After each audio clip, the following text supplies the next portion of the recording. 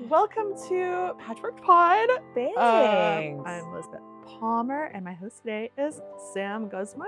Yes. And okay, Tyler. And Tyler's here Just too. right into Yeah. it. Sam, I would love it if you just were to give me a 60-second commercial about yourself. Wow. 60 seconds. Or okay. less, or more, just maybe Yeah. not your whole life story yet. Yeah. We'll get into that later. Right. But yeah. Well, I am currently the editor of Arts Access, which is a collaboration between the Dallas Morning News and KERA. So I'm an editor now, but I've been a journalist for over 10 years. Got my start in photojournalism and doing video work, and then transitioned to being an editor and being the person sort of helping a team shape the stories. But if I would sum up my life story or what it is about me is I'm a storyteller. I just love telling stories. That's wonderful. Do you have any particular stories that are like your favorite ones Yes. to tell? Yes. I love stories about identity, Mm. how people came to understand parts of themselves. I'm someone who struggled my whole life with my identity Mhm. because identity is twofold, right? There's like how you see yourself versus how the world sees you. And I'm especially fascinated when those two versions of someone clash and what Mm. happens. Oh, Yeah. do you feel like those things clash in yourself sometimes? Yes, absolutely. Yeah. Um, because I think growing up, I'm racially ambiguous. And I was born in New York. My parents immigrated from the Dominican Republic. And in New York, there's a very thriving, bustling Dominican community. But we moved to Grand Prairie, Texas when I was really young. So that's different. Those are Yeah. different places. Yeah. And so I was constantly asked growing up, what are you? What are you? What are Mm. you? And so in my home, that question was so simple. My parents were so secure in their identity. Yeah. And so it was just like, oh, Dominican, it's so simple. But that answer wasn't sufficient for the people in my community because it's a complex answer. Like I didn't realize and understand the Afro Latinidad sort of makeup of my ancestry until I was much Mm. older, right? I just thought like Latino, Yeah. but Mexican, which was like the big ethnic nationality in my neighborhood growing up, is very different. Yeah. I didn't even know what tortillas was until like I was Oh, like the 10. food is like so It's so different. different. Yeah. Yeah, so drastically Like different. music and stuff as well. Music is drastically different because it's a Caribbean Latin identity that's so ingrained with our African ancestry, right? And Mhm. so like our food is more similar to like Jamaica or the Bahamas. You Yeah. have pigeon peas and rice, Mm. plantains Yeah. are like the staple. Mhm. And that is not the same, No. as like No. Mexican Yeah. food, right? So yeah, that was always in conflict for me growing up. And I always was searching for sort of affirmation, Mm. this feeling of belonging. Mhm. And I think that's what drew me to wanting to tell other people's stories because if I could sort of create that sense of belonging and affirmation for others, it always felt sort of rewarding and fulfilling to me because I didn't have that necessarily from a lot of mainstream media Mhm. growing up. Yeah. There's not a ton of Dominican There's representation. not. Fully Cardi B. If only she was around when I was a kid, but no, Oh. it took a long time for her to come Oh, out. man. I I relate to that. I think a lot of people do. I think a lot of people probably have these multiple identities within Yeah. themselves, but we're so I think I guess as humans, we see others and we're, like, ready to just paint them one picture. Yeah, where can I put you? And so I'm sure other people were saying, "Oh, we're just gonna lump you in with all the Right. other Latino, communities," but I guess that also makes it harder for yourself to not lump yourself in with other people. Or like Yeah. yeah, like I know for myself, I growing up in a couple of different cultures, I always was like, "Oh, how do I change myself to be like to not stand out so Yeah. much?" Yeah. Um and like, do you think there was a at what point did you decide that you wanted to, like, not assimilate, Mm. or did you? So I think I honestly just learned about this new term like a year ago. There's like assimilation, but then there's like acculturation, I think is Oh. the term. Please Oh. fact check me on that. um and so there's basically like three stages, right? So you have like people like my grandparents, for example, who immigrated to the United States, New York, but they lived in a predominantly ethnic enclave. Like they never learned English. They were like, Mhm. nah, they, Mhm. held on very tightly to Mm. their culture. Yeah. Then you have my parents who had to assimilate in some ways, right? Like speak the language. Um, but Probably then, help your grandparents with a lot of, like, yeah, right. just navigating. Yeah, my mom has stories about like, taking my grandma to all of her Mm. doctor's appointments Mhm. and having to like navigate these complex, documents. Um, and then you have sort of us, like the child of immigrants who don't necessarily want to like assimilate. Assimilate, I think, feels like you're just like absorbed and you become this American, Mhm. but you want to expand the idea of what it means to be American and that it can mean, yeah, I like Britney Spears, but also I love, Celia Cruz, right? Yeah. Like I can be all of these things. I don't have to choose. Yeah. Oh, Tyler. Sorry. I'm sorry. I didn't even notice. I was like, oh. You've Um, Once you have a toddler, you just end up with I strange things on your know. person, and Yeah, suddenly you're like, exactly. I was "Where like, did this oh, come from?" that's fine. Okay. Yeah. Um, so I think for me, and I feel like where I've gotten to is your identity can be fluid and you don't ever have to like arrive at a place of like, I Mm. accept myself and this is who I am. Cause I feel like that too is dangerous. Mm. Because if you don't feel that way about yourself or you do question things about yourself, it can feel, like, really shitty. Oh, can I cuss? Yeah. Okay. Good. It can feel really shitty, Yeah. you know? So I think I'm at a place now where I've accepted that I will be on this journey probably forever, Mm. and I can continue to grow and evolve and take pieces of me that Mhm. I feel are right for me in the moment Yeah. and then grow, you know? Like, Yeah. I became a mom. I did Yep. all like, these different things. It's like you said, your identity, there's so many things that, like, clash and, throughout your life. So this idea that you're just gonna sort of, like, arrive at the station, Mm. I think is not ever gonna happen Yeah. for me. Yeah. Can you accept yourself while realizing that you're gonna continue to grow and change in your identity? Yeah, totally, you know? And then I think especially, like, racially, right? Mhm. And, like, having the identity of, like, being Afro Latina, but being primarily light-skinned, and knowing that, there might be some people that look at me and don't think, "Hey, you shouldn't accept that identity." Mhm. Or you look at the history, right? There's Hispanic, Latino, Latinx, right? Like, we continue to evolve these definitions of ourselves. So I think it's okay to be like, yeah, I'm okay Mhm. with how I'm feeling right now. And I feel very accepted with knowing that times change, people change, like Mhm. social norms change. Yeah. And it's okay to not have all the answers.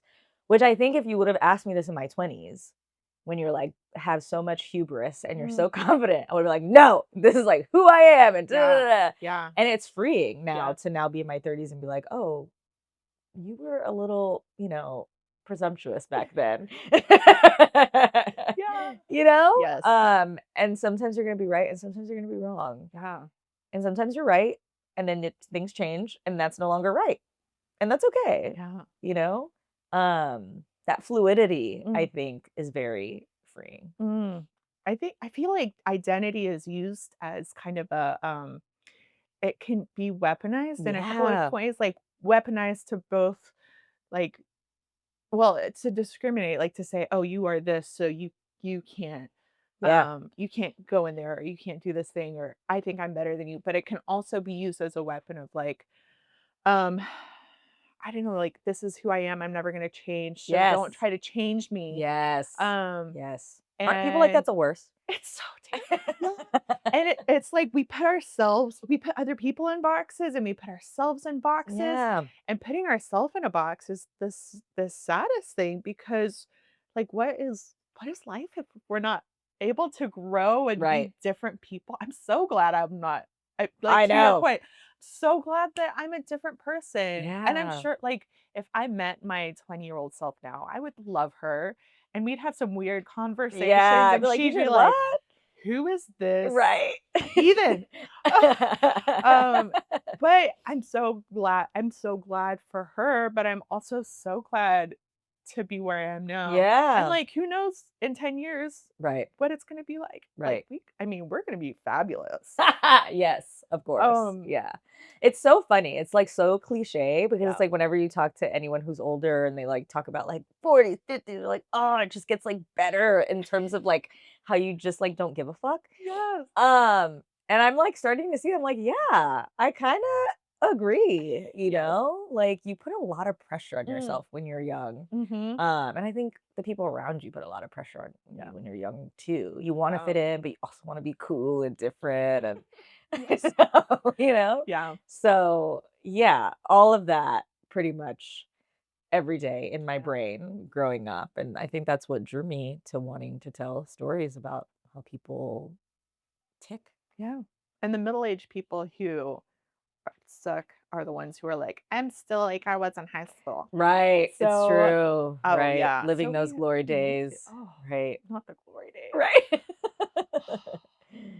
How do you find your storytelling has evolved as you've evolved? Yeah.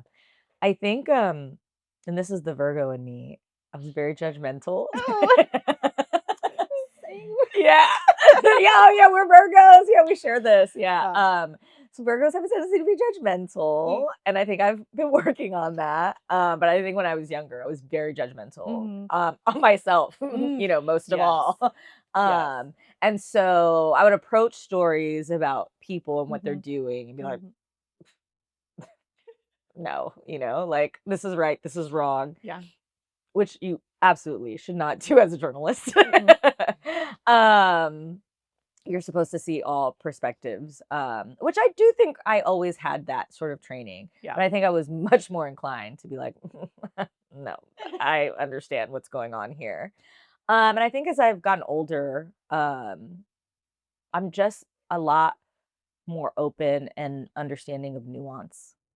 Which I think we desperately need, Mm, in mhm. today's storytelling and today's ooh, Absolutely. climate, right? Like Yeah. the context and the nuance, I think. Mhm. And part of that is because it's so quick, to scroll and get through things, and having that depth is a little bit Mm, tricky.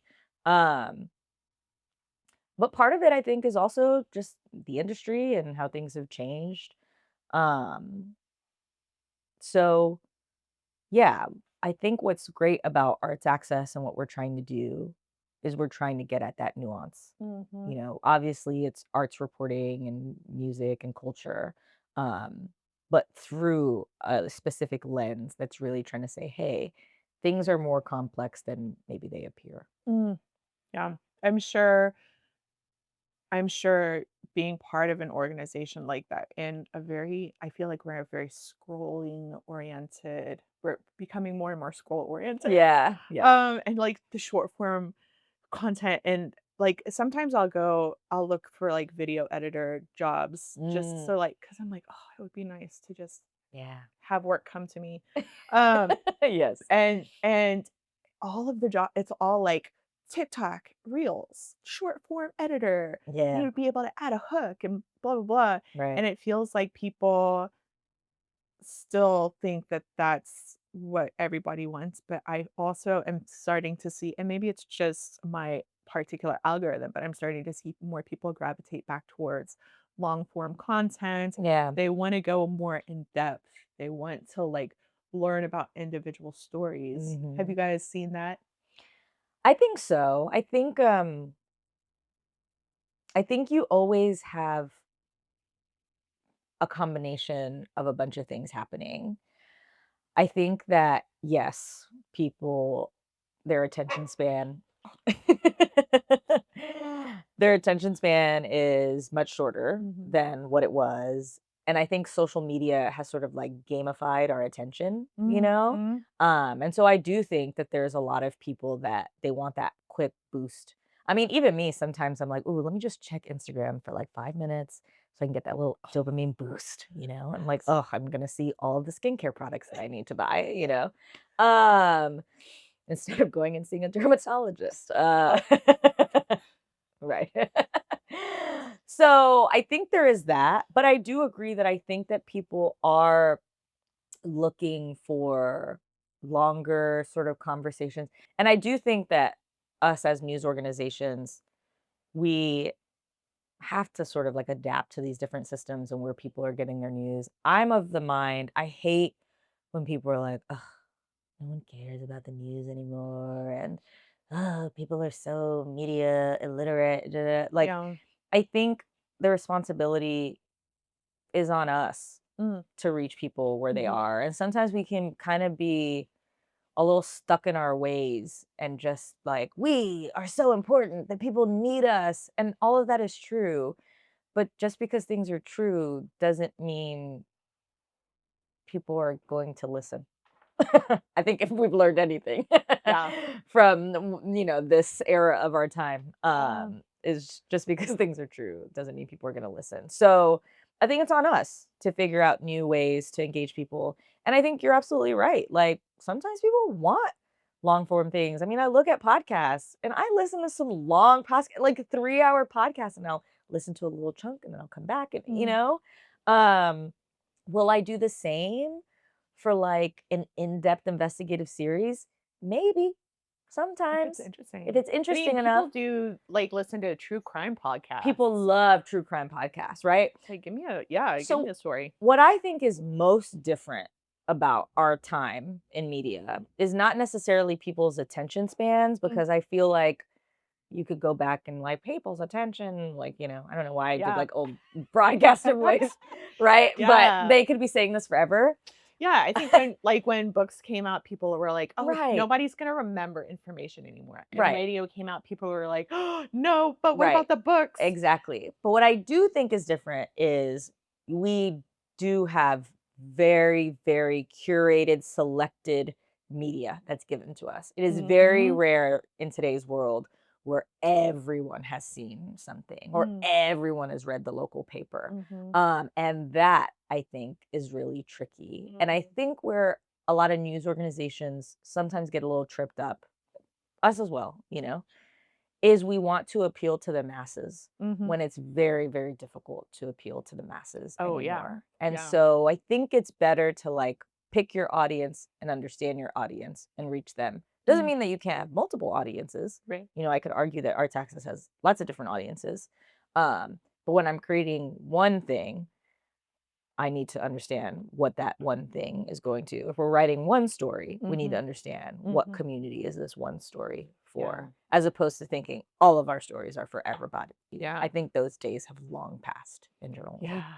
Yeah, I mean, why would I read something generalized if I can have Yeah, something that's, like, made just for me, served up to me? And I do think that can be, um well, like you said, it's tricky, but also I think it can be to my detriment to only seek things out totally. in my own algorithm. Like, Totally. I feel like I'm in such a bubble. Yeah. I make so many assumptions about what is, like, normal, like, what people Yeah. generally think, and Yeah. then I have to remember, "Oh, no. What I think is probably very similar to a very small Right. population of people." Yeah. Um, so I think it's y'all's responsibility as journalists to, like, be able to reach people, but also as consumers, it's our responsibility to not let ourselves become sequestered because otherwise we're just we're just yelling into the void or, like, yelling into a bubble of people who think and believe the same thing as us, and we just get more sequestered. I think you're right. But what do you say to someone who's like, I don't want to be around people who think like me. I don't want to be challenged. I want to just Oh. be a, yep, you're right. You're right. Like I don't So want boring. to.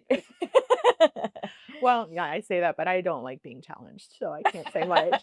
Um, but and I guess as a parent, I worry about it as well. Like, Mm, I want to teach my kid that, we're in a world where people think differently, and so in order to thrive in this world, you have to learn to have conversations with people who are different and not feel like, well, you can be triggered by something that somebody else says, but yeah, not allow it to completely shut you down and not, right. like, give those people that kind of power over you. Um, so not only for myself, I'm now like, how do we raise small Right. children, Especially little boys. especially little boys? I know. Yeah. Um, I'm so worried about social media, like, what it's gonna evolve to by the time I know. they are impressionable. Like, I I know. would have not done well with social media as a Me either. preteen. Me either. And they're just going out into this big world. I know. I Um, know. are you gonna give your kid, like, newspapers as he's getting older?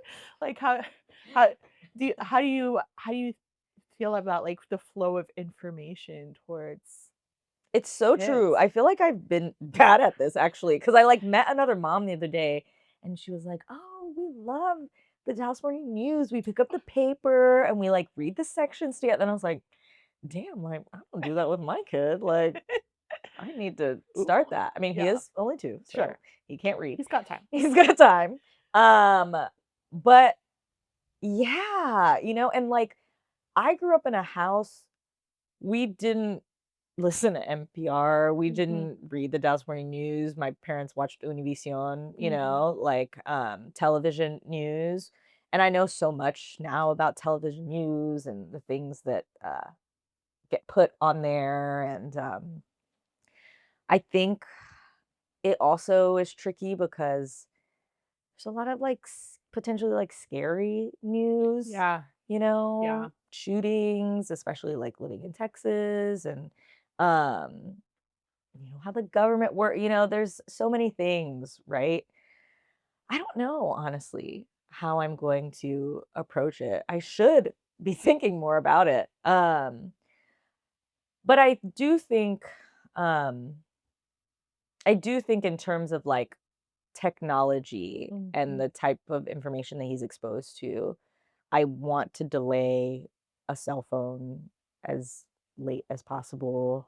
He doesn't have an iPad and we don't give him the iPad. It's only a matter of days until we crack, I think. But just because I think that was something that was different in our Mhm, childhoods. Like mhm. the information, you can just like doom scroll, even if it's on a news site for a very, very long time. And I want to be mindful about the information he has access to and how much of it he can consume um, in a certain period. Yeah. I guess, like, back in the old days, Right. it was like there was news at, like, 6 o'clock in the Yeah. evening, and you can Mhm. watch that, and you Right. get the highlights, Right. and then it's on to whatever soap operas or something. Right. Yeah. And then you get the newspaper, so it was, like, just a very limited format, Yeah. and that's, I think, so much healthier for us. Yeah. I think so too. But I am excited, just like thinking about it here with you. Like, I'm excited to sit down with him and even watch the news or read Mm. the paper because I feel like I can give him perspective that I never got, Mhm. that like, yes, these things are stories and a representation of certain things that are going on in our time, but Mhm. they're not the only representation and there Yeah. are limits, Yeah. because I think for me growing up, even though I, saw these different media and I've spoken to a lot of people of color, especially in my work with doing like community engagement, and they're just like, "Oh, these things aren't for me," because they don't Mhm. see themselves Mhm. represented there. Yeah. Yeah. Hopefully, those things will get better by the time Yeah. Cam is, my age. Yeah. Um, but I think it's so beneficial to him that I know so much about how things work and get Mhm. made, which I think is ultimately what people are missing from the news today and why people have distanced themselves and are so enamored with these TikTok influencers because they feel like they know this person, they feel like they understand how this person makes things, right? Like there's Mhm. so many get ready with me. This is how we do Yeah. it, you know? Yeah. And journalism doesn't have that, you Yeah. know? It's like you just see the story. And it's not to say that people aren't trying things. But it's not personal. Journalism isn't personal, Mhm. and it's not supposed to be in a way because we're trying to see something from all sides Mm. and really give you the facts. Um, but at the end of the day, there are people that are behind this and making decisions and trying to do things every day. And I think that's what some people the disconnect is. And Mm. if they saw more of that and they understood, Mhm. I think they would trust us more. Mm. I don't know if they would still, subscribe and pay for things Yeah. because it's so hard, Yeah. today. But I think that's the thing that they get from subscribing to someone's Substack or Mhm. following these people Mhm. on TikTok that they don't necessarily get from a traditional news organization. Yeah. Whoa, there's a lot to unpack there. Yeah. Like, I think about, I think news institutions and institutions in general, there used to be kind of this innate trust, like, oh, if you read something in a newspaper, then you can trust that it happens. But now people, like you said, are more likely to trust an individual. Mhm. And, there's this narrative of like fake news and stuff like that. Yeah. Um, and oh, I don't know. There's just Are you panicking? Are you I'm panicking? like, Welcome to my world every night. oh no. Um, yeah, like I think it's like even I think about people are like, oh, I did research on this thing, and it's like you Googled it and you Yeah. read the top 5 Right. articles or something. Right. But like yeah, there's no sense of like how much work goes into something like that. And Yeah. um I don't know where I was going with that thought. Ah! But Oh, but like sorry, just go the ahead. idea of I was thinking with the idea of trust, like how do you start to rebuild that so that people Yeah. can like yeah, pay attention to the right sources and or like learn to check sources. I don't know. Yeah. Yeah. I mean, we've been doing some things that, Arts Access and then, the Dallas Morning News, they launched a trust Mm, initiative and we had an event. Oh, I guess it's May. Last month where we had folks come into the newsroom and they sort of like built their own newspaper mm, so they could mhm, see a little bit about like how decisions are made. Obviously, that's like a very small scale and mhm, how can we continue to do things like that? mhm. Um, but I think it's a question that every newsroom is grappling Yeah, with every day, right? Because digital subscribers, yeah, and now you have Google is giving AI overviews and, yeah. and it's really scary, right? Because you're like, "Oh, how can people trust an individual more than they trust this institution?" Mhm, But then you think back and you look at the history of certain newspapers and the institutions and, mhm. how many newspapers after George Floyd, Yeah, issued these apologies and like, yeah, "Oh my god," or how many newspapers you would like read in the newspaper about lynchings and like see where they were, Like yeah. so um I get it. I get it, and that's where I think I go back to me and to us. Like we have the responsibility to reach people, um, and tell them like, "Hey, no, you can trust us, and you can trust us not because we're never going to do anything wrong, but you can trust us because this is how we approach our work, Mm, and this is how we will this is how we will act when we do something wrong, and this is." The things that we're trying to continue to grow and mhm, improve and mhm. evolve on, Yeah, I do think and obviously there's a great tradition of corrections and there's corrections on stories, but I do think like people are in this hyper like paranoid, and the more that you just sort of don't talk about things, mhm, the more it feeds into that. So the more we can just be like, "Yep, this is how we put the story together. These are all the mhm, people I talked to. This mhm, is who didn't want to talk back to me," and da mm, da da da, mhm. Because I think there's always a narrative that like, oh, you only talk to these certain people or Yeah. you know? Yeah. Um, and You you need don't that re behind the scenes. that behind the scenes stuff, yeah. And so I Mhm. know we're working on that a lot, and trying to do focus groups. At KERA, we just did a focus group just with like Gen Z, which was fascinating because again, it enlightened me. I'm like, oh man, people really have these ideas of like how we do our work. Mhm. Um, that maybe aren't accurate, Yeah. but at the same time, when you do work like that, it's so invigorating because it's like, look at like I think we had 20 something Gen Zers come. I'm like, look, they want to be Yeah. engaged, So I hate the narrative that like, oh, people don't want the news and they don't want to engage. Like, I don't think that's true. I Yeah. think people want to engage. They want Yeah. community. They want news. Um, they want, I think, inherently to trust us. Mhm. They just don't know how. Yeah. We gotta show them how. Yeah. I guess that the word news is like it's like such a big It's idea. so It's so big. broad and Yeah. people hear it and they have this Mhm. reaction to it, but like everything that we're taking in currently is news, like gossip Yes. and every Instagram, Yes. like we don't see it as the news, but it's still the Yeah. news. Totally. Just because the sources don't Yes. say news in the name, it's not. It doesn't Exactly. mean it's not news. Yeah. Um, That's why it's like information yeah. is better, Mhm. and I love to say like, "How are we meeting your information needs? Like, what do you I need like from that. us?" Yeah. Because I think when people hear news, they're like, "Car crash, 13 dead," Yeah.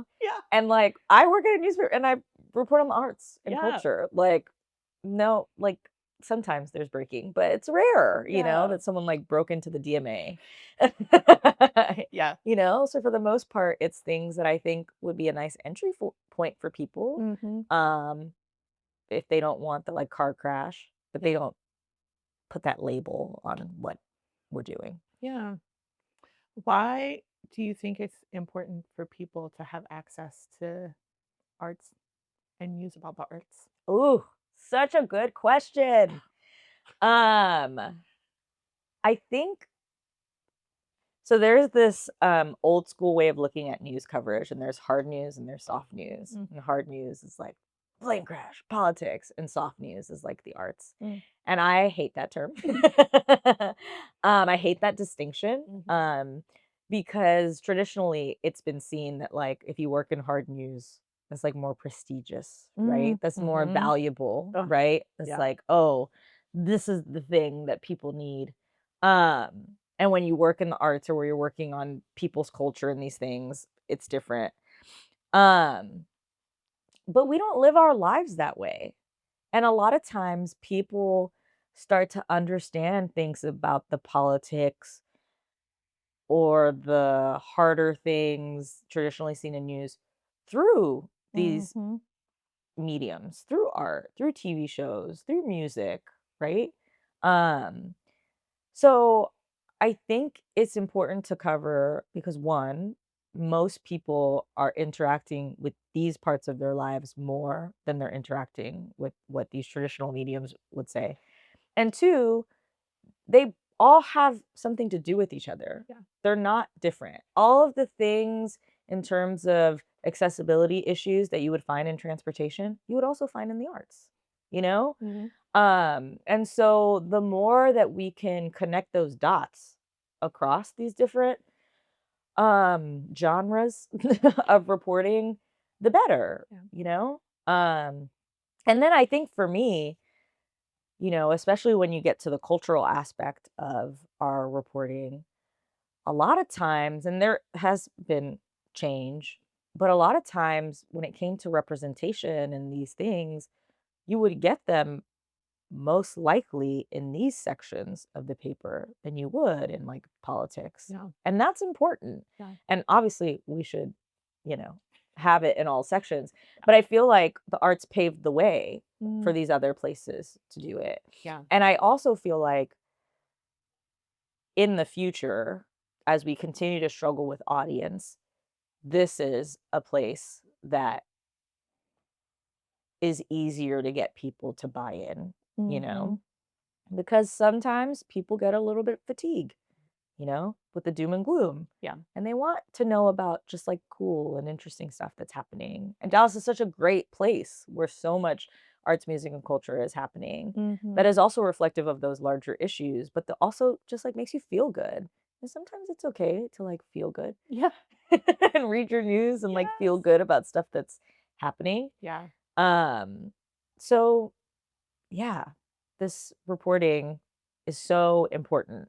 And having a robust like society with like rich music and art and culture, is what makes it great, Yeah.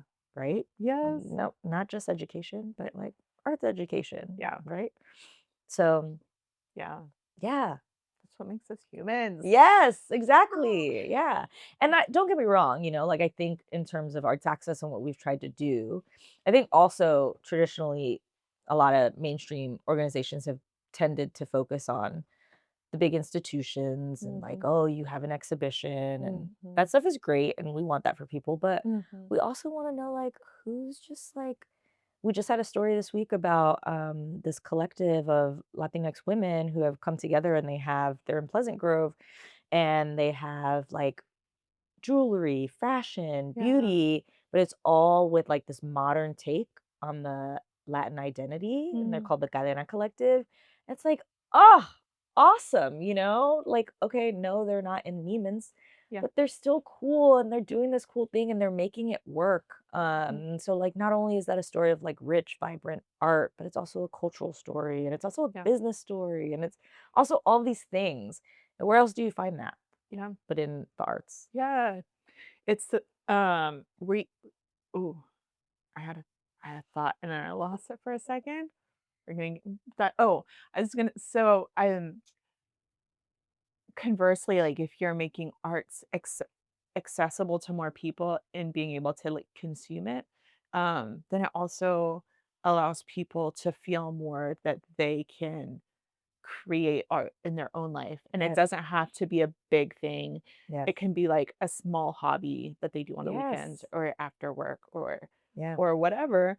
Um, and then that can then make their life more vibrant as an individual. And just like create I mean, there's so much research done about how art and music and all of these um create endorphins for your Yes. brain, and endorphins are what helps to like get the cortisol out of your brain when you're Yeah. stressed. Yeah. And like in schools, places that have more arts programs, the kids are going to be doing better in other like there's just Yeah. so, it's like there's so much research. It's such a big like a duh thing. um and so many people don't seem to realize like Yeah. how big of a duh thing it is. And I think it's partly because, when I first took this job, I will say I was intimidated, Mm, because I had not really done a lot of what I would call traditional arts reporting, right? And yet I feel like my life was so enriched by the arts. I mean, the music, the mhm, dancing, mhm, just like in my living room, like growing mhm. up, right? Yeah. But would I call myself someone who like consumed the arts? I don't know if I would have said that Mm, because I wasn't taken to like the symphony with my parents when I was young, yeah. and so I think that's also a hurdle for some people. And what I'm very excited about arts access is when we get at that accessibility is that no, everyone has sort of this creative outlet most likely in their lives. They just haven't been given the affirmation or freedom Yeah. to call it that Yeah. because it's not in a museum Mm, or it's not in a concert hall. So yeah, I'm really proud of how we've expanded the definition of what you would call art as mhm, well, because I think you're absolutely right. Probably every single person has touched art in some way, mhm.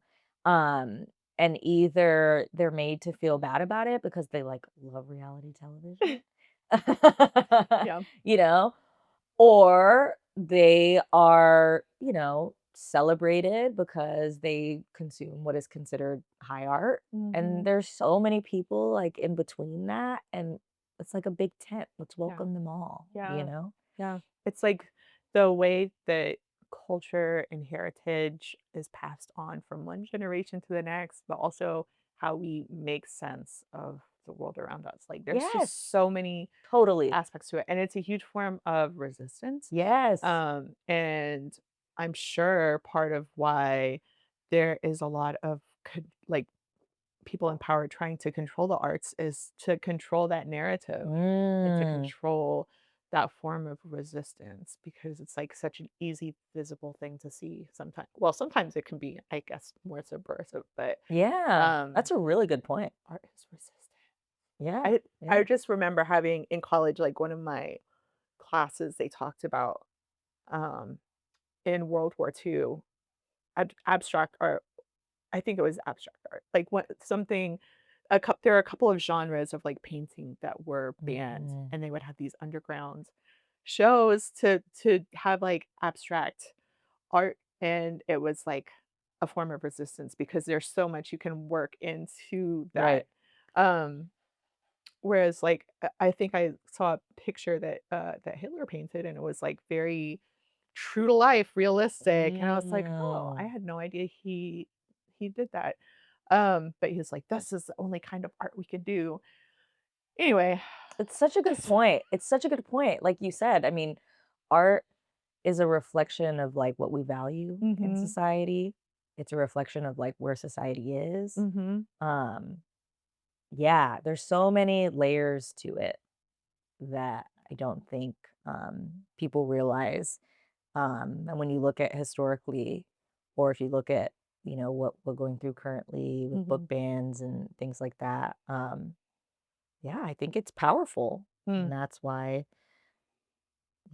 certain people were interested in it. yeah. If you can control the definition of art, then you can control people's expression, and Wow. that takes yeah. Oh, and that takes us to a scary place. Yeah, But, it's true. like, Yeah. even thinking about, like, the Kennedy Center, their Yeah. leadership just got taken over, and a whole lot of people have, like, canceled their performances and stuff because they don't wanna support how it is currently being run.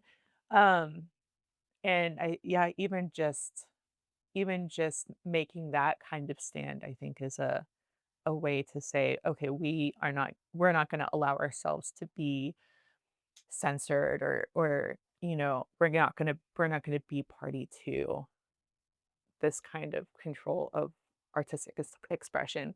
Um, so that's something that's given me a lot of hope is seeing how people are Yeah. continuing to use art as a way to express themselves and to resist and also find joy because you have to find joy You in have to. times of Yeah. hardship. Yeah. But I think you bring me back to, like, full circle, like the arts is a politics story, right? Like with the Mhm, Kennedy Center and all of mhm. these things, like some people might be like, "Oh, no, this has nothing to do." But Yeah, I mean, if we're living in this moment hasn't taught us anything, is that yeah, actually all of these things do have to do with the arts yeah, as we're learning. So definitely. you can't separate No, them. no. So yeah. Well, oh, I've been taking notes as we talk, and Mm, let me see. Okay, we kind of talked about these things, I think. Oh, well, and one of the things that you talked about with the hard news and soft news, like the way you mentioned it like hard news seems like stuff that's like urgent happening immediately, and the soft news seems like stuff that has more of like a long term impact. Like if you're going to art shows or supporting artists and you're like actively contributing to this culture, then over time that's what's going to help make things better. But we tend to like only hear the hard news because it's like this is a urgent. tragedy happening right now. Yeah. And it feels like it has such a big impact on our lives. Even if it's like even if it doesn't have an immediate impact on our own personal lives, it still feels like, "Oh, this is a really big thing." And we don't realize that, like, the soft things, like building culture and everything is what helps with maybe um, fighting against those urgent things that feel so scary in the immediate moment. Yeah. I mean, I think I mean, don't get me wrong, because there's, politics, education, business, these traditionally seen as hard news. They are working on some of these longer, bigger end up stories, and, healthcare I think is like a great we've been doing some great series looking at things like that, or criminal justice. Mm, And those stories are so important. But I do think you're right. I think like news value and what we, on the scale of what we determine, urgency is like high up there. mhm, Right?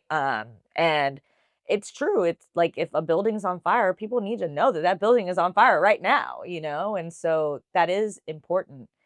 Um but my argument is that arts and all these things are just as mm, important. mhm. Sports, which is a big thing here, Yeah, is just as important, yeah. because like the culture around sports and fandom, and that is sometimes going to reach people way more than, Yeah. reading about what the legislator is doing this session. Mhm. And I do think that breaking news happens in those things as well. I mean, the Luca trade is a great example, right? Yeah. Everyone went on a frenzy, Oh my gosh, right? people were so People mad. were so mad. My husband is still very upset. He's That's not funny. gotten over it. That's Uh, so yeah, um, but I think, you see resources in certain newsrooms maybe go to certain teams versus others. I would say, the Dallas Morning News and KERA is pretty equal, and that's what makes them kind of great and unique mm, in that way. Um, but yeah, everyone deserves a seat at the table, I think mm, is what I'm getting at. yeah, Yeah. and everyone deserves access to Yeah. art and Yes. Yeah. deserves to be able to make their own. And be celebrated in ways that certain people are and certain people aren't, you Yeah. know? Um, Another thing that, like earlier, we were talking about talking to kids about the news, and it made Mm. me think of Mr. Rogers Ah, and yeah. how he sometimes he in his programming incorporated like big news stories. Yeah. Um, it made me wonder if we need to start a kids show about the news. Somebody should. Yeah, I'm like, does PBS currently have a kids show about the news? Am I gonna be like a Let's bad pitch it. I'm ready. um, I do love Mr. Rogers as an example, because I do think that we've also gotten in a place like obviously I'm not talking to my 2-year-old about it because he doesn't even know how to potty most of the time. But, there's gonna come a time that like I will talk to him about what's going on in the news. Yeah. And I will say that PBS like does I don't think they have a kids show, but they do have a lot of like great resources, like how do you talk to your kids about a school shooting? How do you talk Yeah. about these things? But I think we do need to have more conversations with them about like what's going on in the world, and not try to Yeah. like shy away from it, Yeah. you know? And maybe that's me like talking a big game because I don't Mhm. have, an older Yeah. child, but I want to be able to be like, hey, this is what we're working on right now. And the Mhm. newsroom had to, go cover a school shooting, Yeah. in a way that's not Right. scary Age and like, appropriate. right, and age appropriate, but like it's realities of the world, Yeah. you know? Yeah. And kids can sense when we are stressed out about stuff. So even if we can find ways to say like, yeah, there's some really crazy stuff happening Yeah. in the world right now. Right. Yeah. And I love that that people are writing more books about like certain types of current events or like just things for kids to Yeah. help them see this is the kind of thing that's happening out there. Um, and those are our libraries, which also so important. Yeah, we love a I feel like library. the arts and libraries just go hand in hand. Yeah. Um, yeah, it's like kids are smart and they They deserve to are. be Yeah, treated that way. they deserve to be Yeah. part of our world. Yeah, totally. But it takes so much intention to not just like trauma dump on them. I know. Oh. But I do feel like my parents trauma dumped on me and I turned out fine. Oof. Um, yeah, well, you're resilient. Yeah. You are. Not I've that I always want to repeat that. Like, for the record, I'm not trying to repeat that, but I'm just saying. yeah. Um, ooh, okay. I wanna ask what it's like to oh, yeah, what time is Yeah, it? what time? We're good, we're good. Okay. Um, what is it like to edit other people? Like, how has it been being a storyteller, like, working on your own stories, Mm, and now, supervising other people who are Gen Z, right? yes, I have 2 Um, Gen Z. I guess one is, like, in the middle. sure. A Some cusp on the cusp cusp, yeah, person. mhm. Yeah, what's it been like to, to supervise those people and to like I mean, as a Virgo, I sometimes have control issues and those judgment issues. Mm. Oh my God, I want to talk about that The too. judgment and the I'm control gonna have issues, to yeah. have you come back and talk about that more, or I'll just Um, make a note and if we have time we can get back to it. But yeah, like yeah, I would have such a I mean, I don't know, maybe I'd be fine doing it, but just, like, wanting to control what they yeah. write. Ooh, yeah. So, lucky for my current reporters, this is not my first job editing people. I did a lot of growing Mm, in my first 2 years, as an editor. But what I will say is I feel like I'm a much better editor than I ever was, like, mm, a reporter. mm. Because I think my brain, and this is where the Virgo in you, the control, I think my brain is very good at putting the puzzle pieces together, Mhm. which is basically what an editor is. You're putting the puzzle pieces together to Yeah. tell the best story. And number 2, I think my motivations for becoming an editor were very important. And so, I worked in a newsroom and I never had possible I still have never had a person of color be my direct boss. Um, yeah, I think that's still true. Mm, Um, not to say that they weren't great because of that, but there were times in a newsroom where I would like pitch something or I would say talk about something and like it would get shut down or people wouldn't get it. And I'd be like, oh, because there's a certain that's why it's great to have a very diverse newsroom, mhm. because there's certain things that I have experienced being the person that I am that maybe other people haven't experienced. And so after dealing with that, I was like, the only way to improve the system is to like move up in the system and open Mhm. the door and Mhm. create a space for other people. Mhm. And so I view my job as an editor to basically create the parameters for my reporters to do the best work possible. And the thing I love about my reporters is like how much they challenge me No. and how much they push me Yeah. and how much they question what I'm saying. Because I think that not only helps me grow, but it makes it so we produce the best work possible. Mhm. So I think I also have a deep need to be liked, and Mhm. maybe that counteracts the judgment and the control. Mhm. Because if you ask me, like I'm being very honest with you, I want to be liked, number one. Yes. Then I want to be in control. Mhm. Then I want to Mhm. um, be, I forgot whatever the third You one wanna is. be in control of how people perceive you.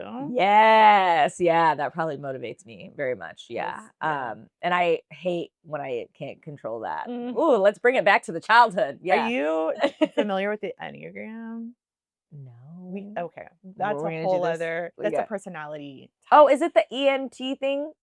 G No, that's that's a Myers-Briggs. Oh.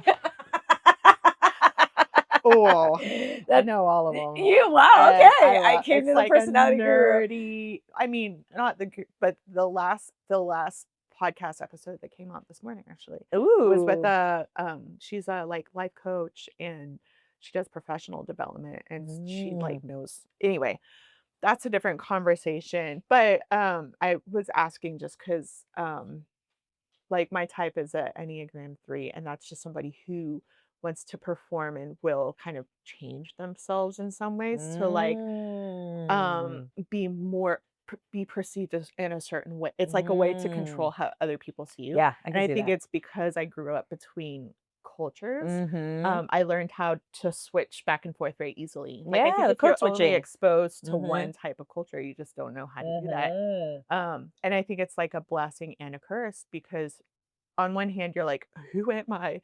But on the other hand, you're able to Yeah. see all those different perspectives. I think it's what makes us good at our jobs. Yeah. You're able to put yourself in other people's shoes. You're able to talk to different people from different backgrounds Yes. and not be intimidating or intimidated. Yeah.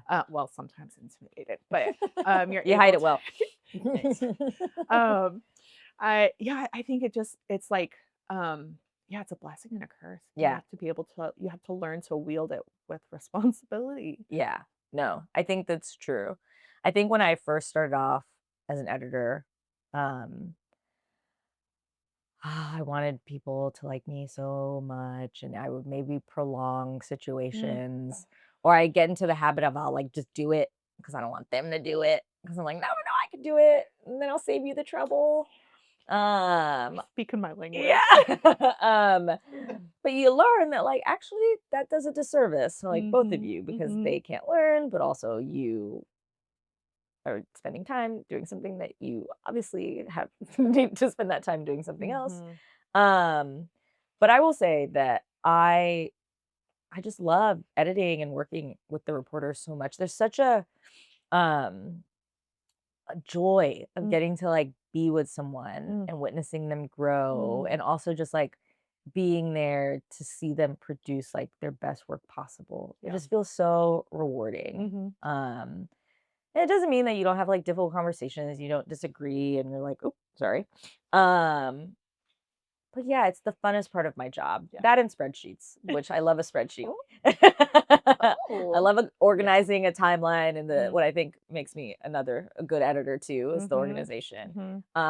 But I just love even just talking to them about like stuff when we're not working on Yeah. stories, you know? Yeah. Like um yeah, I think it's so awesome. It feels and I hope if you like interviewed my reporters, that they would describe as a team, you know, Mhm. and very collaborative. Yeah. And I haven't always had that Yeah. working in a newsroom. I've sometimes felt very siloed. And so in editing, you always have to do that because you're always like working with someone. You know, there's no way that you're gonna like be out there by Yeah. yourself, Yeah. you know, Yeah. reporting. And so I guess I'm just in constant need of attention and people liking me. Yes. That's why you become an editor. Yeah, we're so similar. Yeah. I think I forget I think I forget that 'cause a lot of times when we're hanging out, we're, like, talking about mostly kids, Yeah. but it's fun to have these other types of conversations and that see everything else that, Yeah. is going on there. I wrote judgment. Yes, I yes, was yes. having a conversation with a friend last night about judgment because we went to see a show, and I find myself, like, when I see other people, I think I judge people, and Mhm. it's either because I am jealous of them, Mm. where well, yeah, I think a lot of times it's just because I'm jealous of them, like, Mhm. they're doing something that I'm like, "Oh, that could have been me." Yeah. Um, or they're doing something that I like to do, but they're, like, more successful at it or whatever. Yeah. Um, and so, like, yeah, it's interesting to see when I find myself feeling judgmental, I'm like, "Okay, so what about the situation am I feeling Yeah. jealous of right Yeah. now?" Which is really good for you. Look at you, you've done the work. I'm trying. It's really hard. That's why, like, social media like, I had to take and I don't post as much, Mhm, as I used to. I mhm, really had to take a break mhm. because it would make me feel very anxious and very jealous. And I'm also, Yeah. like my close friends know this, which I have, like, 3. Um, Well, now everyone's gonna know it. yeah, I only have 3. Um, but, I am very, like, jealous in my friendships, you know? So if they, like, did Mhm. something and I, like, wasn't invited, but, Yeah. like, came around and, like, didn't I'm like, Mhm. or, like, am I as good a friend to that? Like, Right. am I on the Yes. hierarchy the Yes. same tier that the you know? And it took me and I need to be like, it's okay. Like, it's okay if I, like, confide in them more than they confide in me or, Yeah, you know, like, it's not like a competition. Maybe it's we're very competitive. And also so is. yeah. Um, so social media, Mhm.